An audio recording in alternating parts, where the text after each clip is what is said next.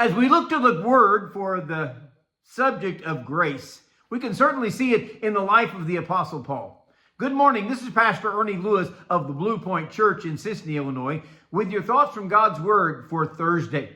You know, Paul showed God's grace in his missionary service wherever he traveled. In 1 Corinthians 15, 9 and 10, it says, "For I am the least of the apostles, who am not worthy to be called an apostle, because I persecuted the church of God.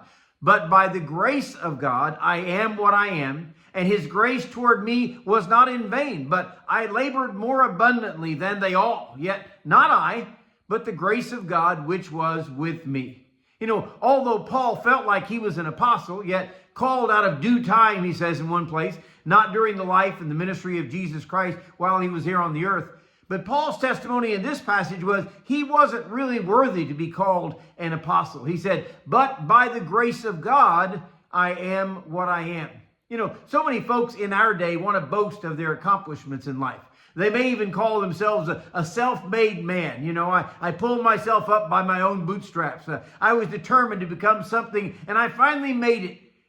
Well, I believe Paul was a determined man through his travels and his ministry. I believe he overcame all sorts of adversity from city to city. But you hear Paul boasting in God's grace, not his own abilities. It is a real gift that God gave him to overcome beatings and imprisonment, trials and attacks by his enemies all along the way. And now Paul will also point out that God's grace was not in vain. It wasn't wasted on him. He even says in this passage, "I labored more abundantly than them all." You know, he tells in his epistles about how he was a tent maker by night in order to fund his ministry. He worked with Aquila and Priscilla, his partners, and that was so he could preach in the synagogues and the marketplace all day long and then work, of course, at night. Paul was determined. He was hardworking. He never quit in his ministry. And we live in a day when burnout is taking a toll on ministers of the word. But Paul labored abundantly, he says. "Yet not I, but the grace of God which was with me."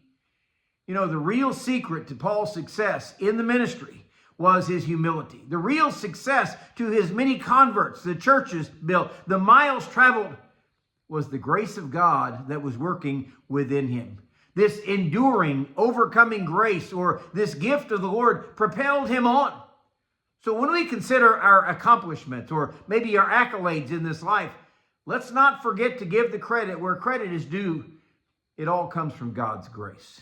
It is abundant. It is a driving force. It is overcoming for so many obstacles that we face in this world. And Paul said, "By God's grace, I am what I am." I hope that we realize the grace of God in our lives today.